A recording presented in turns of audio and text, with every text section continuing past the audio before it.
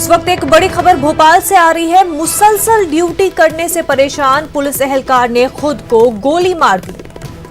जख्मी हालत में भोपाल बंसल हॉस्पिटल में दाखिल किया गया है। आला अफसरान मौके पर मौजूद है। आपको बता दें, ड्यूटी से ज्यादा काम कराने से परेशान था पुलिस एहलकार। काफी अहम खबर इस वक्त भोपाल से सामने आ रही है। मुसलसल ड्यूटी करने से पुलिस एहलकार ने खुद को गोली मार दी।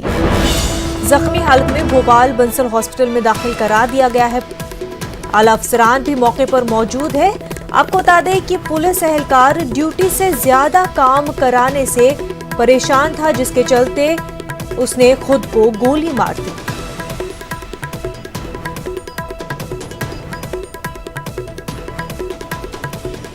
कोरोना वायरस के चलते पुलिस एहलकारों पर, हेल्थ केयर वर्करों पर ज्यादा से ज्यादा वक्त तक ड्यूटी अंजाम देना इस वक्त पड़ रहा है। ऐसे में इस वक्त जो अहम खबर भोपाल से आ रही है, मुसलसल ड्यूटी करने से परेशान होकर पुलिस एहलकार ने खुद को गोली मार दी।